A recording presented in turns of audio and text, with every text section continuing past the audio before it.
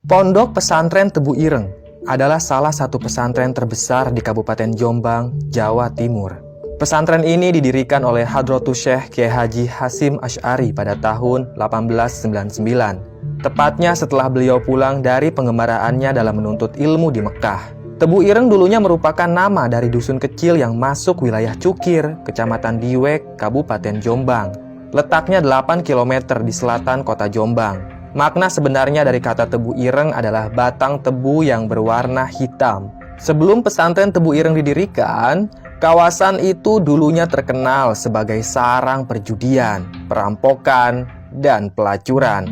Namun, sejak kedatangan Kiai Haji Hasyim Asy'ari, secara bertahap pola kehidupan dusun tersebut berubah menjadi lebih baik. Awalnya, kegiatan dakwah sang kiai dipusatkan di sebuah bangunan yang terdiri dari 2 buah ruangan kecil yang terbuat dari anyaman bambu. Satu ruangan digunakan untuk pengajian, sementara satu ruangan lagi digunakan untuk tempat istirahat sang kiai beserta istrinya, yaitu Nyai Khadijah. Dan seiring berjalannya waktu, santri yang berdatangan menimba ilmu semakin banyak dan beragam. Hingga akhirnya Tebu Ireng dikenal ke seluruh penjuru Nusantara. Cahaya ilmu sang kiai telah menyinari umat dari generasi ke generasi. Namun, untuk mencapai kejayaan seperti ini, jalan terjal harus ditempuh oleh pesantren Tebu Ireng. Salah satu perjuangan berat sang kiai ialah saat para santri Tebu Ireng harus melawan komplotan pendekar hitam. Komplotan pendekar itu dipimpin oleh sang dukun sakti bernama Kang Wiro. Kang Wiro ini adalah penguasa tempat maksiat bernama Kebo Ireng. Dulu, Kebo Ireng merupakan tempat lokalisasi yang berada di areal pabrik gula desa Cukir. Kang Wiro lah yang berkuasa di kawasan lokalisasi itu. Kang Wiro terkenal sangat bengis. Dia juga dukun yang sangat sakti.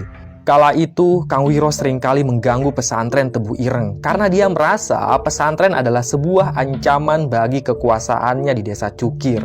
Kemudian, Kang Wiro melakukan teror terhadap pesantren. Untung saja kala itu ada seorang santri bernama Abdullah. Dia berani menantang Kang Wiro untuk berduel 1 lawan 1. Abdullah merupakan salah satu santri yang sakti. Dia punya kanuragan tingkat tinggi. Baik, seperti apa kisah duel antara Abdullah dan Kang Wiro? Tanpa banyak basa-basi lagi, langsung aja kita simak ceritanya. Abdul hidup bersama pamannya yang bernama Karnaim. Mereka tinggal di sebuah kampung kecil yang penduduknya tidak begitu banyak. Kedua orang tua Abdul sudah lama meninggal. Dari kecil, Abdul diurus oleh pamannya yang bisa dibilang tidak ramah. Apalagi istri Karnaim yang bernama Nyai Roro.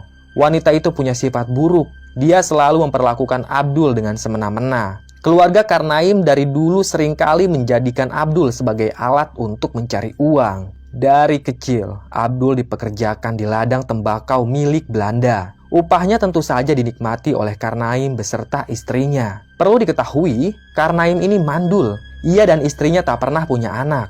Makanya mereka mau mengurus Abdul. Dan saat Abdul berumur 19 tahun, ia beralih profesi menjadi penambang pasir di Sungai Cijoro.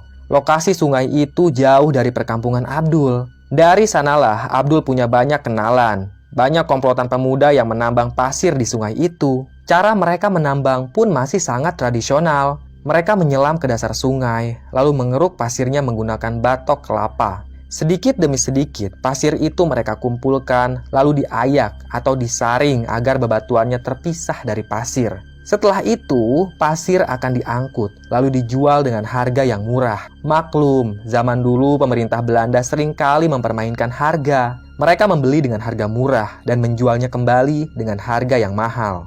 Tapi Abdul tetap memilih bekerja sebagai penambang pasir ketimbang di perkebunan bakau. Di perkebunan bakau itu, Abdul tidak suka pada juragan tanahnya. Ia merupakan orang Belanda. Si juragan tanah seringkali membentak dan menganiaya para pekerja kalau ada kesalahan, walaupun kesalahan itu sepele. Sementara itu, Karnain yang merupakan pamannya Abdul, dia berprofesi sebagai penjual kelapa di pasar. Tapi Karnain punya kebiasaan buruk. Dia suka sekali berjudi di ajang adu ayam. Berkali-kali usahanya itu bangkrut karena uangnya ludes pakai judi. Nyai Roro bahkan harus menjual tanahnya untuk memodali usaha suaminya itu. Abdul bosan pada perlakuan paman dan bibinya itu. Dia ingin sekali minggat dari rumah, tapi Abdul tak tahu harus kemana. Hingga di suatu hari saat Abdul pulang dari sungai, ia berpapasan dengan seorang lelaki yang umurnya kisaran 29 tahunan. Lelaki itu memikul setengah karung beras dan tas kampek yang terbuat dari karung goni. Tas itu terisi penuh oleh pakaian dan makanan. "Tunggu nak," ucap lelaki itu pada Abdul. "Iya Kang, ada apa?" tanya Abdul. "Bisa bantu aku bawakan karung ini? Nanti aku kasih upah," ucap si lelaki di hadapan Abdul. Ia memang tampak kesulitan dengan barang bawaannya itu. "Kemana Kang?" tanya Abdul. "Ke Pondok Tebu Ireng. Aku mondok di sana," ucap lelaki itu. Abdul pernah mendengar kawasan itu, tapi dia tidak pernah tahu kalau ada pondok pesantren di Tebu Ireng. "Jauh tidak Kang?" tanya Abdul.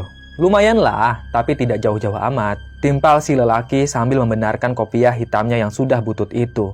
"Ya sudah, mari aku bantu," kata Abdul. Sore itu, Abdul tidak jadi pulang. Dia malah mengantar Zakaria, lelaki asing yang baru Abdul kenal. Ia mengantar Zakaria menuju sebuah pesantren di kawasan Tebu Ireng. Abdul memikul karung yang berisi beras, sementara Zakaria menjinjing tas yang berisi pakaian dan makanan. Maghrib pun tiba, tapi mereka masih di perjalanan. Zakaria berhenti sejenak. Dia melihat ada sumber mata air di pinggir jalan. Segera Zakaria mengambil air wudhu dan menunaikan salat maghrib. Sementara itu, Abdul tidak ikut sholat. Dia malah duduk saja sambil memperhatikan Zakaria. Walaupun Abdul beragama Islam, tapi dari kecil dia tidak pernah dididik soal agama oleh pamannya. Dia sama sekali tidak bisa sholat. Setelah Zakaria selesai salat maghrib, mereka pun melanjutkan perjalanan. "Kenapa tidak ikut sholat?" tanya Zakaria. "Aku tidak bisa sholat, Kang. Dari dulu aku tidak pernah belajar agama," ucap Abdul. Zakaria tersenyum. Dia seringkali bertemu dengan orang seperti Abdul. Status agamanya Islam, tapi tidak mengerti sama sekali tentang agamanya sendiri. Karena waktu itu banyak sekali orang tua yang memilih anaknya untuk dipekerjakan ketimbang dimasukkan ke pesantren. Tak lama berselang, akhirnya mereka tiba di pesantren. Bentuk pesantren itu hanya sebuah rumah bilik yang terdiri dari 2 ruangan. Namun, ruangannya cukup besar. Orang-orang menyebutnya Padepokan Tebu Ireng, bukan pesantren. Ini adalah strategi sang kiai, karena saat itu pemerintah Belanda tidak suka akan keberadaan pesantren. Orang-orang pesantren seringkali melakukan pemberontakan terhadap pemerintahan Belanda. Maka dari itu, setiap ada pesantren, tentara Belanda pasti akan berusaha melukai sang kiai. Di Tebu Ireng, para santri bukan hanya belajar agama, tapi mereka juga diajari bela diri. "Sudah sampai, Kang," ucap Zakaria. Abdul meletakkan karung yang berisi beras. "Ini upah buat kamu," sambung Zakaria sambil menyerahkan uang koin. Abdul pun menerimanya. "Terima kasih, Kang," ucap Abdul. "Oh ya, ini sudah malam. Kau menginap saja dulu di sini," ucap Zakaria. Abdul terdiam sejenak. Dia pun mengiyakan ajakan Zakaria. Memang saat itu santri di Padepokan belum terlalu banyak. Hanya ada beberapa orang saja. Saat Kiai mengadakan pengajian kitab kuning, Abdul hanya ikut mendengarkan di belakang para santri. Dia terkesima dengan karisma sang Kiai. Abdul mendengarkan dengan seksama setiap kata-kata yang keluar dari lisannya Kiai. Abdul benar-benar tertarik untuk belajar lebih dalam lagi tentang ilmu agama. Seusai pengajian, Abdul pun mendekati Kiai. Dia ingin ikut nyantri di pondok pesantren yang baru berdiri itu. Tentu Abdul diterima sebagai santri. Kiai senang kalau ada orang yang dibukakan pintu hatinya untuk memperdalam ilmu agama. "Tapi aku tidak punya bekal, Kiai," kata Abdul. "Soal bekal, kau jangan khawatir. Kau bisa ikut dengan santri lainnya untuk menggarap sawah punyaku. Nanti hasilnya bisa dinikmati sama-sama. Tenang saja, Allah selalu kasih jalan bagi hambanya yang ingin menuntut ilmu agama," timpal pimpinan pesantren Tebu Ireng. Semenjak saat itulah, Abdul mulai mondok di Tebu Ireng. Dia bukan hanya belajar ilmu agama, tapi juga belajar seni bela diri. Beberapa hari kemudian, Abdul izin ke Kiai untuk pulang dulu. Setidaknya Abdul harus berkabar pada paman dan bibinya kalau dia mau mondok di Tebu Ireng. Sang Kiai pun mengizinkan Abdul untuk pulang. Dan setibanya di rumah, Abdul malah dimaki-maki oleh pamannya. Bahkan, paman dan bibinya itu malah mengusir Abdul. Mereka bilang kalau Abdul ini adalah anak yang tidak tahu diri. Kabur dari rumah seenaknya saja. Dengan perasaan sedih, Abdul pun kembali ke Tebu Ireng. Walaupun dia sudah diusir oleh paman dan bibinya, tapi dia tidak mau menyimpan dendam. Mau bagaimanapun, mereka tetap keluarganya Abdul yang sudah merawat Abdul dari kecil. Di Pondok Tebu Ireng, Abdul serius mempelajari ilmu agama dan seni bela diri. Dia bahkan menjadi santri yang paling kuat di bidang silat. Lambat laun, Pondok Tebu Ireng itu mulai didatangi oleh para santri dari berbagai daerah untuk menuntut ilmu kepada sang kiai. Kawasan pesantren pun diperluas, tapi masih memakai nama Padepokan agar tidak diobrak-abrik oleh pemerintah Belanda. Namun, di balik perkembangan Tebu Ireng, ada seorang dukun sakti yang iri. Ia tidak senang akan keberadaan Padepokan itu. Dukun itu tak lain adalah Kang Wiro, penguasa pusat kemaksiatan yang disebut Kebo Ireng. Kebo Ireng adalah sebuah kawasan relokasi yang menjadi sarang kemaksiatan. Di sanalah perjudian dan prostitusi tumbuh sangat subur. Pemerintah Belanda adalah dalang terbentuknya tempat relokasi Kebo Ireng. Mereka sengaja mendukung Kang Wiro yang merupakan dukun sakti dan jawara di kawasan itu untuk memajukan tempat maksiat. Para penjajah itu berharap kaum pribumi menghabiskan uangnya di meja judi atau di ranjang. Lalu dengan licik, orang-orang Belanda akan memberi pinjaman yang bunganya sangat besar. Sehingga, mau tidak mau, kaum pribumi harus bekerja secara cuma-cuma di perkebunan milik tuan tanah Belanda. Kang Wiro adalah salah satu contoh pengkhianat kala itu. Dia sangat pro terhadap pemerintah Belanda. Bahkan, Kang Wiro menjadi kaki tangan Belanda. Banyak orang yang takut pada Kang Wiro karena dia dekat sekali dengan para tentara Belanda. Nah, kemunculan Padepokan Tebu Ireng ini membuat Kang Wiro marah. Dia khawatir akan semakin banyak orang yang mengunjungi padepokan itu, membuat tempat relokasi Kebo Ireng jadi tidak laku. Sebelum semua itu terjadi, Kang Wiro harus segera bertindak. Dia pun mulai melancarkan teror ke Padepokan Tebu Ireng. Kang Wiro dan komplotannya bahkan sempat melesatkan panah api ke salah satu gubuk santri hingga atap gubuk itu terbakar. Untung saja para santri sigap memadamkan api tersebut. Sebenarnya, pemimpin pesantren Tebu Ireng sama sekali tidak mau meladeni serangan dari Kang Wiro. Beliau malah menasehati santrinya agar tidak membalas Kang Wiro dengan perlakuan yang sama. Tapi kelakuan Kang Wiro sudah lewat batas. Hingga ada salah satu santri yang berani menantang Kang Wiro untuk duel 1 lawan 1. Santri itu tak lain adalah Abdul. Dia yang paling pandai bela diri. Abdul juga menguasai hijib atau ilmu kanuragan yang didapatkan dari hasil wiridan. Tekad Abdul itu pun didukung oleh santri lainnya. Dan dengan berat hati, sang kiai akhirnya mengizinkan Abdul untuk bertarung melawan Kang Wiro. Pertarungan itu digelar di dalam padepokan agar pihak Belanda tidak ikut campur. Awalnya, Abdul sempat kesulitan melawan kesaktian Kang Wiro. Namun, berkat doa guru dan hijib yang telah Abdul amalkan, ia berhasil meninju dada Kang Wiro dengan sangat keras. Kang Wiro pun terpental. Dia ambruk dan tak bisa bangkit lagi. Pertarungan itu akhirnya dimenangkan oleh Abdul. Setelah pertarungan sengit itu, sekitar bulan Ramadan, Kang Wiro akhirnya meninggal dunia karena luka dalam. Ironi memang, dia adalah seorang dukun sakti, tapi tak mampu mengobati penyakitnya sendiri.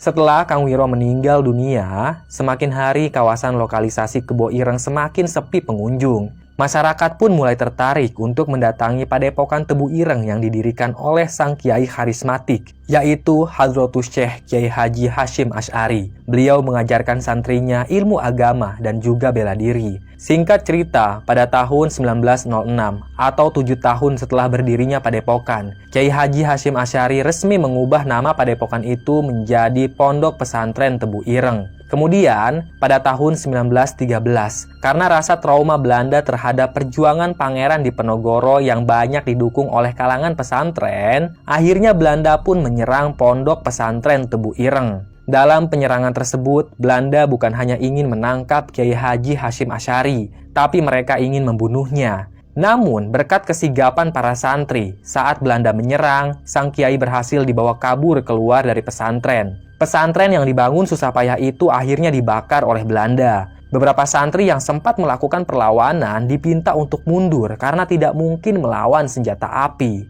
Dan tak butuh waktu lama, kabar tentang pembakaran Pondok Pesantren Tebu Ireng menyebar ke seluruh Jawa dan Madura. Berita besar-besaran tentang pembakaran pesantren ini diliput surat kabar di Surabaya, Semarang, Batavia, Bandung, dan Malang. Hal itu menimbulkan simpati dan dukungan besar terhadap Kiai Haji Hasyim Asy'ari. Alhasil, hanya 20 hari setelah penyerangan, hampir 1.000 simpatisan datang ke Tebu Ireng.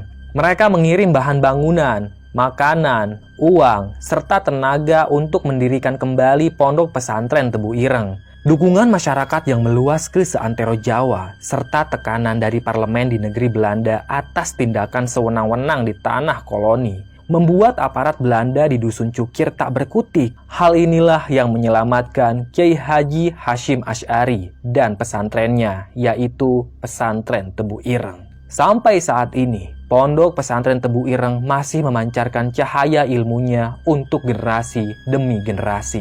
Selesai. Terima kasih sudah menyimak cerita Mbah. Tunggu cerita-cerita lain.